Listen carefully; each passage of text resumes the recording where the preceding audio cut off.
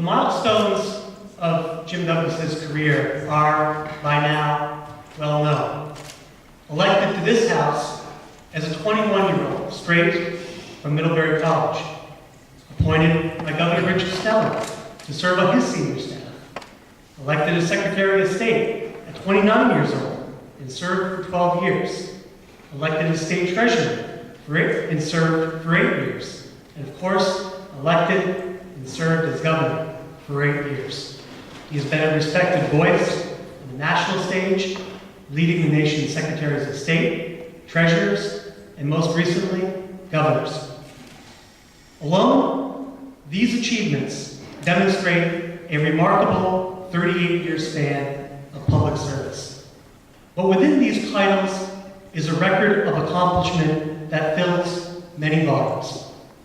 His intense focus on job creation, his push for tougher crime laws and more law enforcement, his nation-leading healthcare reforms, and his relentless pursuit of fiscal prudence in the face of overwhelming financial challenges. He strengthened and rebuilt historic bonds with our neighbors to the north and sought new markets for our state in Europe and Asia. And that's just to name a few things.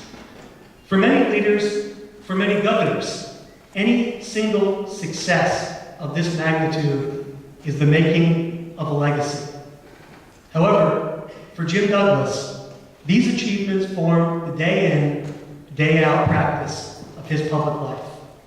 They are a matter of good government, sought not as trophies, but as improvements to the unfinished work of democracy. In the tradition of Vermont's greatest leaders, he has not ruled from a gilded throne. He has governed as he has lived, frugally, morally, and with a deep and abiding respect for those he has served. He has been a governor of the people, drawing his strength from their strength. Although his journey may have started in this chamber, his true legacy will be etched in the Grange halls and church basements, in firehouses and clerks' offices, on town greens and county fairgrounds, on main streets and back roads of this state he so loves. It will be carved into factory floors, and in showrooms on the farms, and in the diners of our working state. It will be found in the send-offs and the homecomings of our soldiers and airmen, and sadly, in our shared loss for those who made the ultimate sacrifice. Jim Douglas's legacy will endure with the people he served. He didn't just visit Vermonters where they lived and worked. He stopped. He listened. From their struggles, he learned of programs desperate for reform. From their sorrows, new laws to pass. And from their joys, the mark of something that didn't need fixing.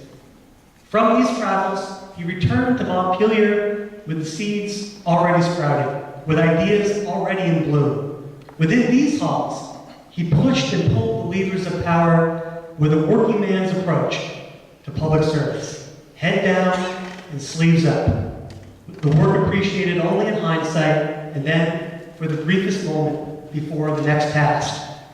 He has embraced each challenge with the same enthusiasm and boundless energy that he had on the first day of office. To meet Jim Douglas is to know him.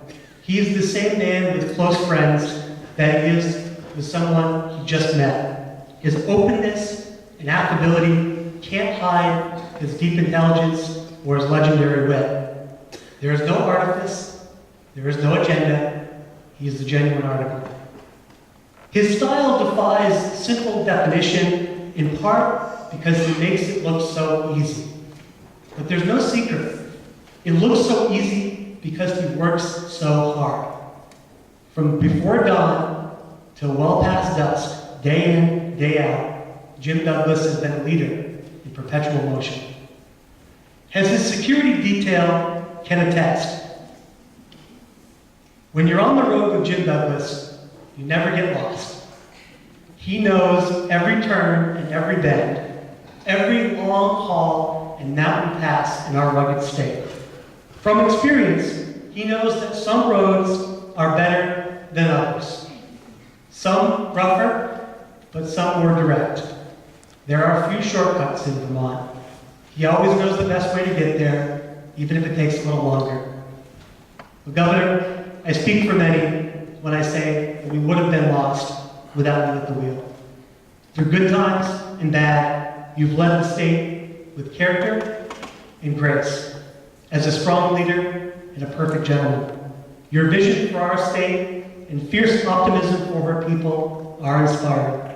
We've been honored to serve by your side. So on behalf of all Vermonters, thank you and Dorothy and your whole family for the dedication and sacrifice in service to the state of Vermont.